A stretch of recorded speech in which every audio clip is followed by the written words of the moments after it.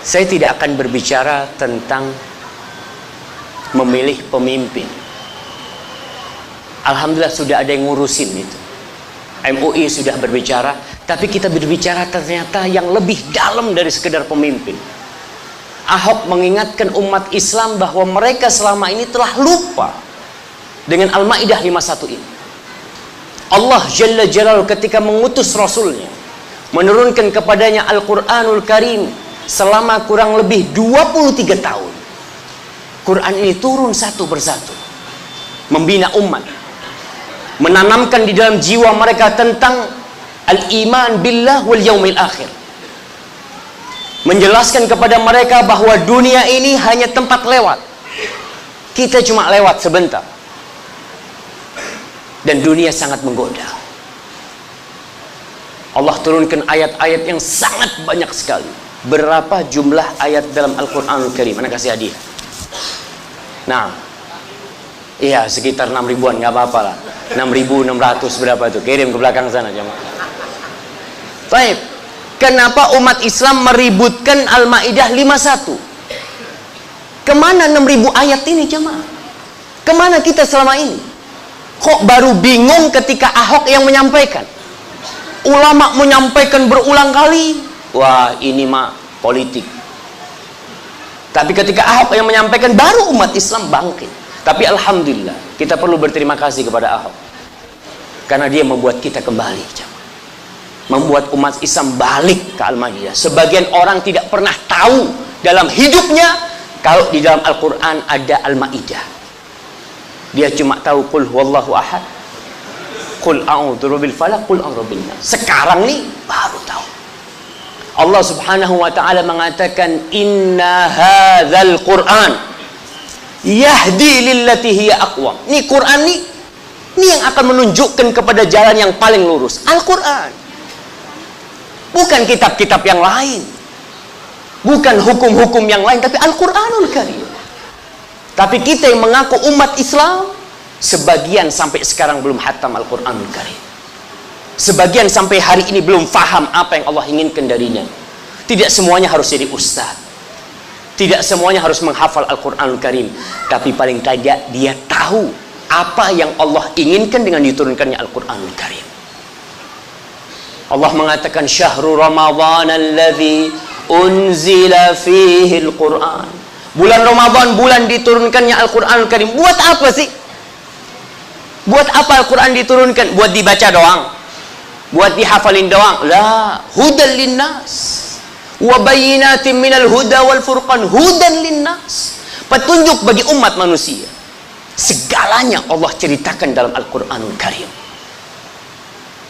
Allah berbincang tentang hukum berdagang. Ayat terpanjang di Al-Quranul Karim itu dikenal dengan sebutan ayatul mudayana, ayat tentang utang piutang. Sekarang orang sibuk dengan notaris, ya, macam-macam. Di sebelah kita ada kantor notaris, sebelah sana ada kantor notaris. Dari sejak dulu 1438 tahun yang lalu udah ada dalam Islam tuh masalah notaris tuh. Catat mencatat ada. Tapi kita lupa, seakan-akan ini hukum yang dibikin oleh ya orang-orang. Di dalam Al-Quranul Karim ada ayat yang berkaitan dengan riba. Di surat Al-Baqarah Allah mengatakan, innal ladzina ya'kuluna riba la yaqumuna illa kama yaqumul ladzi yatakhabbathu asyaitanu minal mas.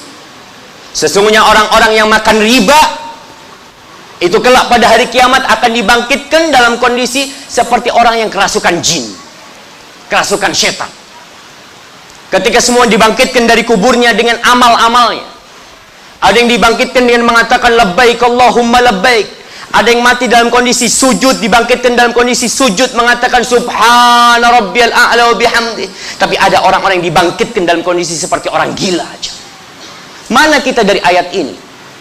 Allah mengatakan, ya ayyuhalladzina amanu taqullaha wa dharu ma baqiya minar riba.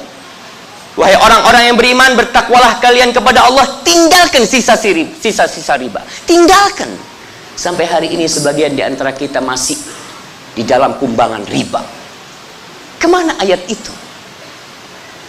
Banyak di antara kita yang seakan-akan nih cuma Al-Maidah 51. Tapi perlu kita kaji hari ini tentang Al-Maidah 51. Al-Maidah 51 ini, kalau kita membaca tafsir para ulama, tafsir Ibnu Katsir, tafsir Sa'di, tafsir Tabari, tafsir Qurtubi, tidak berkaitan dengan masalah pemimpin saja. Ini salah satu sub pembahasan yang sangat sempit sekali, masalah pemimpin. Lebih dari itu, kehidupan kita. Allah berfirman, ya ayyuhalladzina amanu, ya ayyuhalladzina amanu, wahai orang-orang yang beriman. Yang dipanggil cuma yang beriman. Yang tidak beriman silahkan tinggalkan ayat ini. Ini bukan untuk engkau. Ibnu Mas'ud radhiyallahu taala anhu mengatakan, "Idza sami'ta Allah yaqulu ya ayyuhalladzina amanu fa'ariha sam'ak." Kau dengar tuh, ya ayyuhalladzina amanu, berhenti dengerin tuh.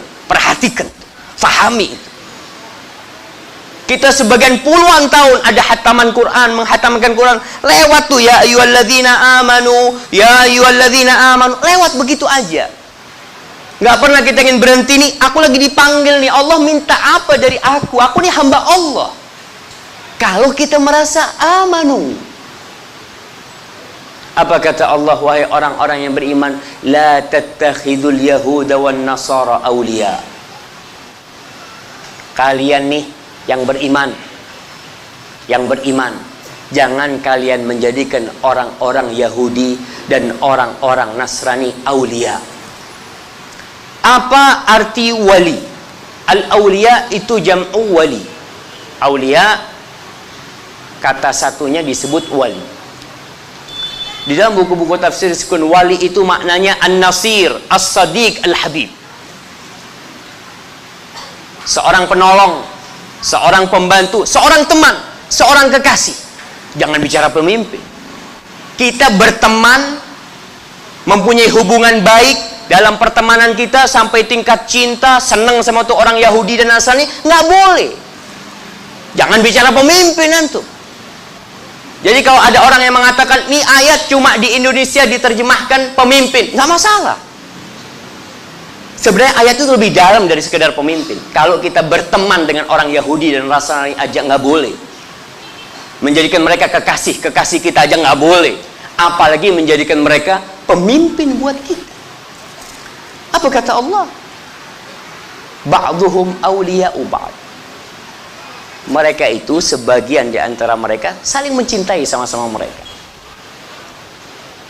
Kita percaya sama Allah apa percaya sama ungkapan manusia? Allah sebutkan Yahudi dan Nasrani ini sesama mereka saling mencintai, saling mendukung. Orang-orang Nasoro mendukung Nasoro, naam, pasti. Allah sebutkan itu. Terus bagaimana sikap mereka terhadap kita umat Islam? Allah mengatakan walan tardu ankal yahudu walan nasara hatta tattabi'a millatahum. Kita yakin 1438 tahun yang lalu Allah katakan orang-orang Yahudi dan Nasrani tidak akan pernah ridho, nggak akan pernah ridho sampai kalian ikut mereka. Makanya Belanda datang ke Indonesia bawa apa? Bawa apa dia? Dia bawa misionaris. Dia tebarkan agama Nasara di mana-mana. Dibawa sama Belanda salib-salib untuk memurtadkan umat Islam atau menggantikan agama penduduk asli yang belum punya agama. Mereka bawa tuh. Kolonial yang bawa, betul. Dan Allah katakan mereka tidak akan pernah ridho, nggak akan pernah ridho. Ustaz, mereka baik Ustaz sama anak. Anak punya sohib, anak makan bersama, tidur bersama ke rumah, datang bareng-bareng orang Yahudi Nasrani, tapi mereka baik. Subhanallah. Allah mengatakan ba'duhum awliya'u ba'd. Kita nanti akan bicara terus bagaimana kita hidup bertetangga dengan orang non-muslim. Islam sudah mengajarkan sesuatu yang sangat indah. Tapi kita kembali kepada ayat ini, wa may yatawallahum minkum. Kalian yang beriman, kalau ada yang menjadikan mereka sebagai wali kalian, sebagai sohib kalian, sebagai teman kalian, sebagai penolong kalian, apalagi sebagai pemimpin kalian, Kalau hidup berteman aja, Allahu Akbar. Dan kita bisa melihat sekarang siapa di antara orang-orang beriman yang bersama orang-orang Nasoro, dan siapa di antara mereka yang bersama orang-orang yang beriman. Allah katakan, wa may yatawallahu minkum, kalau ada nih di antara kalian yang menjadikan mereka sebagai wali-wali kalian, kalian mendukung mereka, kalian membela mereka, kalian mencintai mereka sampai cinta, apalagi? Apa kata Allah? Fa innahu minhum. Berarti dia sama mereka. Sama. Termasuk dari golongan mereka. Innallaha la yahdil qaumadh dhalimin. Allah tidak memberikan hidayah kepada orang-orang yang zalim.